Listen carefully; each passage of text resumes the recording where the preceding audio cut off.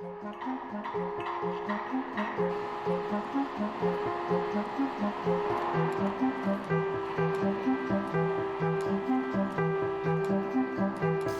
day we hear stories about folks who need housing, folks who don't have the spaces that they need, and the crisis of affordability. You think about the types of people, because in the end, this is about people. This isn't an idea, this isn't ethereal. These are real faces and real experiences here. Think about a family that's trying to find a space to live near their families, their community, their network, their social supports, but can't afford as their family grows. Think about new grads. We have so many amazing institutions here, and how many of them have to leave our community because there isn't an opportunity for them. Or a family renting saying, I wish to have the dream that so many of us have been able to achieve, and historically so many have had of home ownership. Family wishing that, desiring the stability and strength that comes, but realizing renting right now, they will never be able to create the down payment, let alone the mortgage that goes with our current market housing.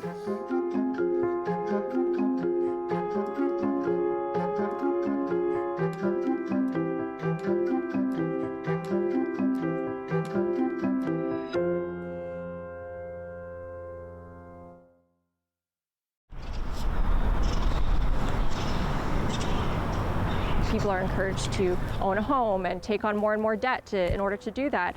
And I think what we're seeing is a cultural shift where more and more people are realizing they can't afford the average home now. The average person can't afford the average home. And we're going to be seeing, I think, more and more young adults move into middle age still being renters. I myself have been a renter my whole life, and I'm almost 40. And I'm a professional. I'm a regulated healthcare professional. I make, fairly good money, but I can't afford a house.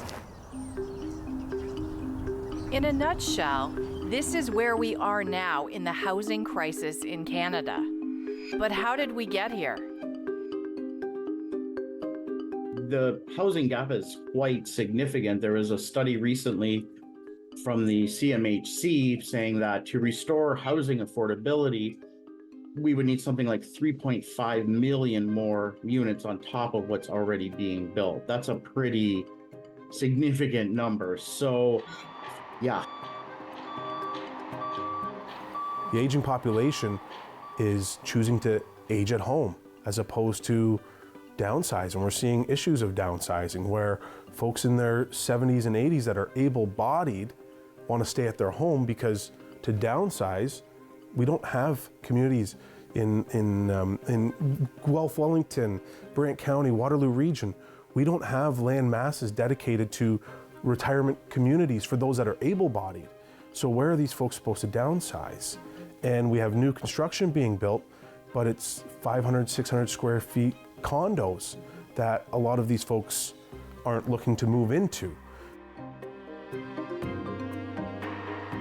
The issue that we're having right now is because there is such limited housing available or homes available in the region, it's driving rent prices up. So for a lot of folks that are sitting there who are house poor, the comment that I always get is, well, I have to pay this very high mortgage, but if I go to look for rent right now, my rent is going to be higher than my mortgage payment. So which is it? And so we're seeing situations where people are being pushed to the breaking point, and then oftentimes they start missing those mortgage payments, and foreclosure is the only option at that point. Between January 2014 and the winter of 2022, the average price of homes in Ontario increased dramatically. In Brantford, home prices went up by 247.5%. Guelph saw an increase of 208.6%. In Huron-Perth, it was 207.8%. And Kitchener-Waterloo, housing prices increased by a staggering 275.3%. And this happened in an 8-year period.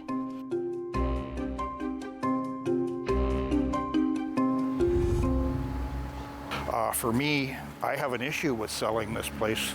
In 2000, believe it or not, it was the cheapest duplex in Brantford, and I paid $55,000 for it.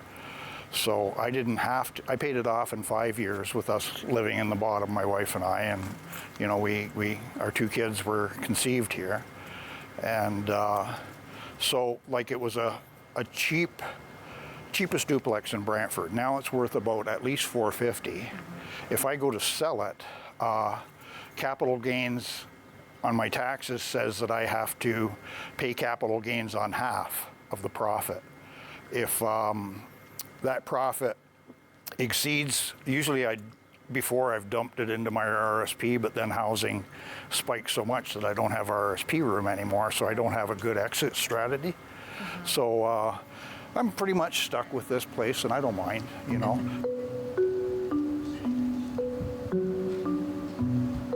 It's a combination of two things. If you know, there's the supply and demand side, and both are contributing to this. On the demand side, is very straightforward. You know, we have very high immigration levels, which of course we need. If you look at the demographics in Canada, you know, if you were to think of the age pyramid for Canada, you know, in the 70s and 80s, it was, you know, very wide at the bottom, meaning there was a lot of young people. There was a lot of young people to contribute to the labor force. Now we're seeing a lot of retirements. You know, there's the baby boomers retiring, and we just don't have enough young people entering the labor force. So, you know, one way to, you know, resolve this issue is through immigration, which is very important. But, you know, we need to be making sure there's adequate infrastructure, including housing, if we're going to pursue such a policy, and that clearly hasn't been done. So that's, you know, leads into the supply side, right? And there's all kinds of issues on the supply side, and it's not, you know, there's various levels of government. You know, there's some issues with the federal government, but a lot of it, I think, is certain, you know, restrictive zoning bylaws, a lot of different things at the municipal level, certain restrictions and that sort of thing that are just making it more expensive and you know, limiting the ability for developers to you know, make up for that demand. If you think about it, it's, you know, in a market economy, if you know, think about how much materials cost and think about how much homes have been selling for. There's a lot of money to be made. So there must be, you know, some significant restrictions or, you know, things that are working against market forces to, you know, provide adequate housing. But it's more than just building homes to solve this housing crisis. What about those who are struggling to make ends meet and to pay those monthly mortgages? What has happened over COVID, I mean, the individuals that did have homes with the increases in their price, in the property values, what they were able to do and what they're still benefiting from is the ability to refinance and pull out equity from their properties. And so they've been living off of that. But that's only going to be a very short window. And in terms of the number of people that are reaching out for our services, we're seeing a 30% increase in file volume since this time last year, which means there's 30% more people in the region filing bankruptcies and consumer proposals and taking that last resort to solve their debt issues. Yes, and mortgages are coming up for renewal, and many of them are coming up for renewal in the next 2 to 3 years. So when I say that there's been a 30% increase year over year, we're expecting that trend to happen again next year because interest rates continue to stay flat, or they're not coming down as quickly as most people were anticipating. And so we're expecting that, you know, next year, the insolvency rates will continue to increase. I think increasing the housing supply is not something that's realistic. We have too many people, and we don't have enough people going into the trades to actually build the homes. So we have governments professing how they'll get us more homes built. Well, we just don't have enough tradespeople, or I believe we don't have enough tradespeople to get these homes built for the Canadians. And at the same time, if we're going to create more supply, why does the builder want that? The builder's looking at it as, if I increase my supply, now the home that I just sold to that borrower is going to be mad at me because that home isn't worth as much anymore because I've just increased the supply. So I think we have a much bigger issue here in Canada with our housing than may even just be viewed as affordability. I think there needs to be many levers pulled on to fix this. I don't think it's a just increase housing supply.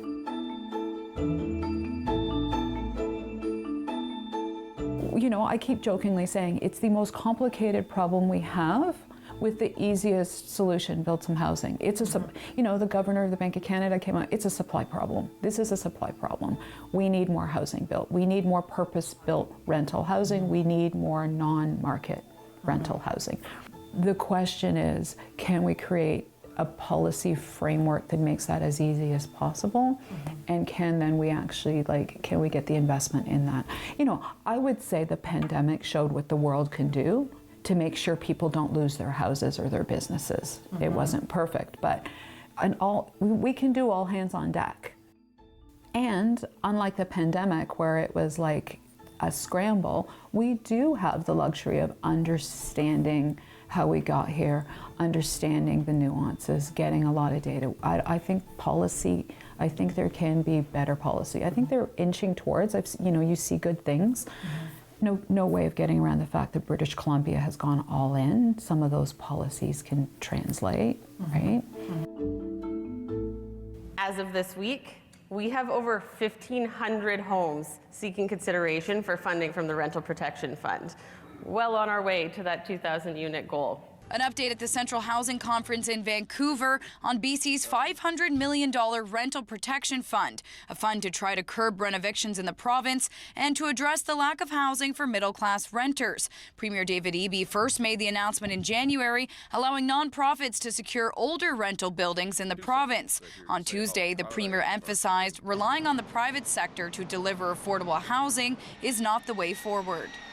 We are acquiring properties.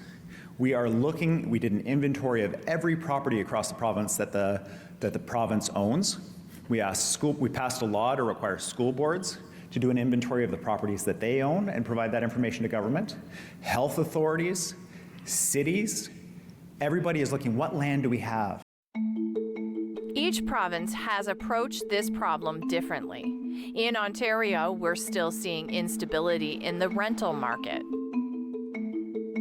Back in Waterloo Region, reno-eviction is on the rise. Acorn Canada is a community and tenant union. It has chapters across the country. There are 17 chapters in 5 Ontario cities, including Waterloo Region.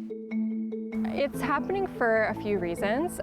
One is because of vacancy decontrol. So we do have what is known as rent control in Ontario, but when the Conservative government took office in 2018, they repealed what the Liberals had previously done, and they basically repealed rent control on properties that were built after 2018. So rent control only exists on properties built prior to 2018.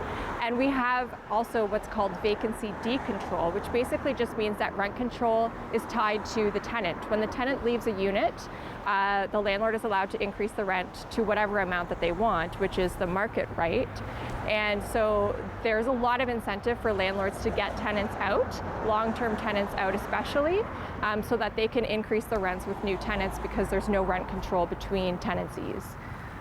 So that's one. The other is just the general financialization of housing. So there's a lot of corporate landlords, pension funds invested in real estate investment trusts where they are looking for higher and higher returns on their investments. And the primary way that they aim to do that is by increasing rents. And as I said, the easiest way to do that is get your old tenants out and get new tenants in.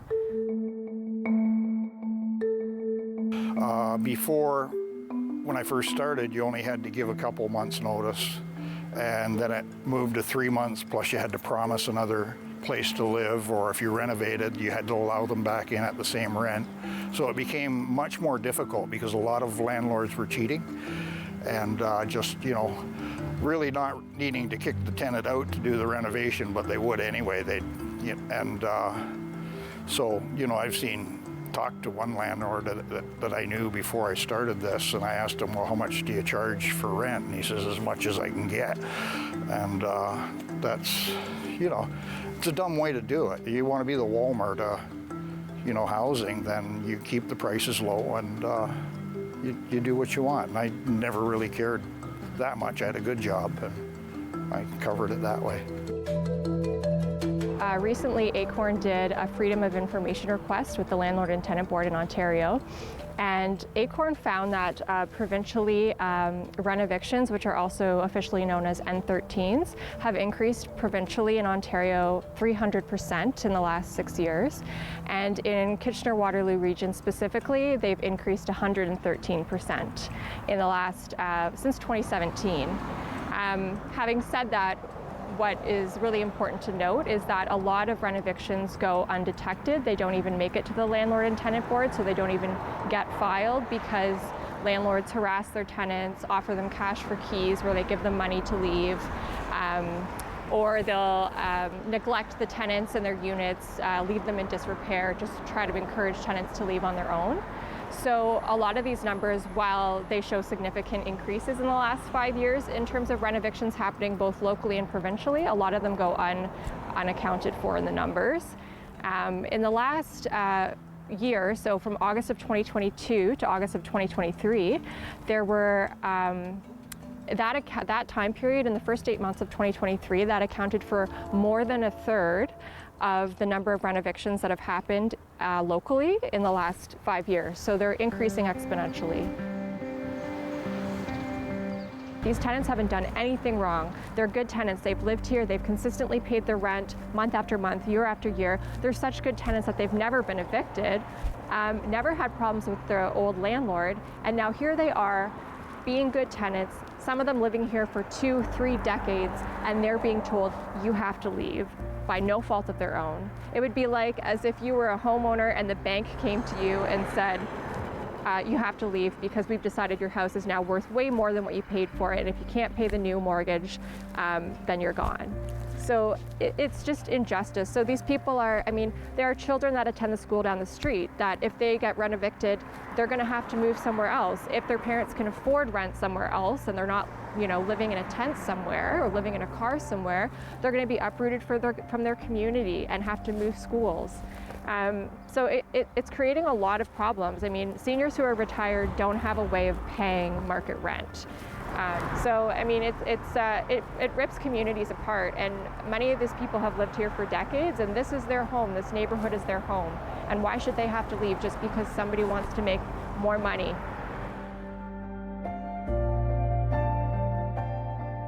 I mean, it's a serious problem. If you just think of the price of a home and then think of what the down payment would be, roughly maybe the down payment would be almost maybe $80,000 or more. So how is a young couple supposed to save that kind of money? I mean, and given the increases in cost of living, it's not something you can easily just fix, right? We're going to need to have some more creative solutions. And you know, the bylaws in the cities are going to need to be looked at, like height restrictions. I definitely agree. We need to rethink, you know, zoning bylaws. Look at Europe and see what can we learn from them. As cities across Canada look for creative housing solutions, Kitchener has found success on the housing supply front. In April, the city was awarded $14 million from the province for surpassing its 2023 housing target. As a city, it's really come as a result of council, staff, and the industry being able to work together over the last while, making sure that projects are getting approved in a timely manner, building permits are being issued in a timely manner. The fact that it's not just about single-family homes or condos, but also included things like homes for older adults and so on, in terms of long-term care facilities. Those were part of the count. And when you put all those things together, it certainly helped get us there. Municipal taxpayers are really not designed to be funding affordable housing. in terms of dealing with it with the limited dollars that we have. And so having federal and provincial governments there is key. On the federal front, it's really about the construction of housing. On the provincial front, it's in terms of supportive housing, because as we know, often one of the issues, particularly when it comes to homelessness, is dealing with issues around mental health, addictions, and so on. And that's really the purview of the provinces through healthcare and so on, and making sure that we can provide those seamless wraparound supports. Because if someone's going to be successful in a housing unit, it also means if they're dealing with other challenges, that those supports are there to support them with it. In Stratford, United Housing is Perth Huron's first nonprofit housing organization dedicated to creating and sustaining mixed rental units. Its mission is to provide housing suitable and affordable for everyone in Huron-Perth. The goal is to make this happen by 2050.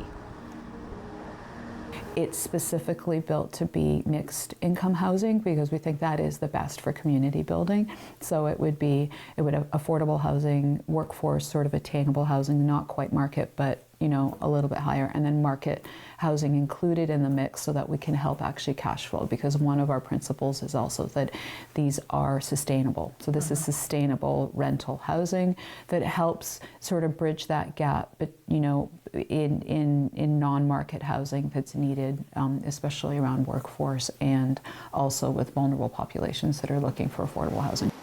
I often hear that perfect is the enemy of the good, pointed towards sort of what I would consider substandard housing options for people, vulnerable citizens.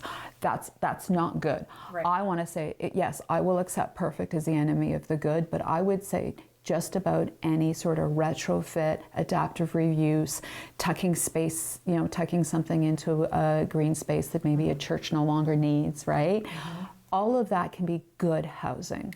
It doesn't need to be substandard housing. Like one of the principles that I talk about, and I often say is, ask ourselves the question, would you want your child, your parent, your aunt, your sister, yourself living in this, right? Right. Start from a point of dignity in housing, and we're not talking luxury, we're not talking, could you feel like good visiting someone who right? And if your answer is yes, we have a really good conversation around that, because it doesn't need to be extravagant, but it does need to actually have a level of the person having autonomy and dignity in their space. The question is, how do we change the tide of unaffordability? Just Working Construction is based in New Hamburg. JWC is described as a socially minded construction company focusing on affordable housing options like tiny homes, intergenerational housing, co-housing, and sustainable energy efficient designs. So we're trying to find a new way to look at affordable housing. Right now, the only way to do so is government grants, and sometimes those are tougher to access for smaller companies. But we do have a heart to give back to our community, and so we've been blessed with a lot of growth over the last bunch of years, and so we want to use our profits and build up our communities. So our focus and our commitment of JWC is to give back 50% of our profits and put it into housing for newcomers to Canada. For us, tiny homes is a great multi-generational option. So it just it's a tool that can be used for families to, rather than having 3 large homes, now that we're able to, duplex and triplex homes plus have an ADU in the backyard, that is a great way to do some cost savings. Unfortunately, a lot of times people on the internet, you believe that you can do this amazing tiny home for $30,000. So the realities of it are the costs are still high, but it is substantially cheaper, thinking about multi-generational options than it is having 3 or 4 different homes. Right. So yeah, sharing utilities, sharing the lawnmower. Right. economically, it doesn't make a lot of sense right now. You can't buy a place and build a fourplex and make it affordable and have those numbers make sense. And so if it is only done in the for-profit for housing, it doesn't work. And so that's why we're trying to use our business and the funds and other successful businesses to put money back into it.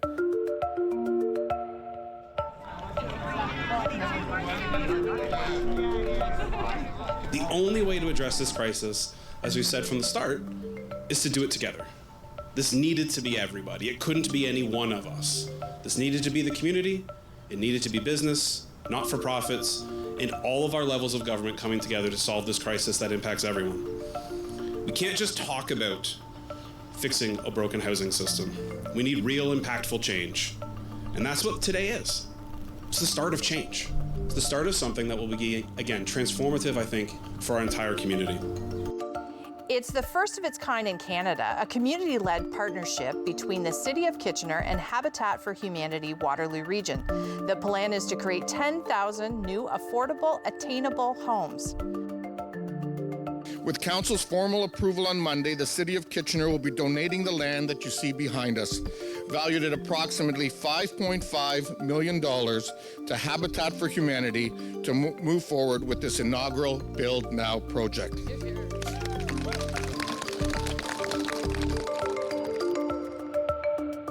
You know, I think one of the things that's absolutely key is making sure that there's a variety of options across the housing continuum.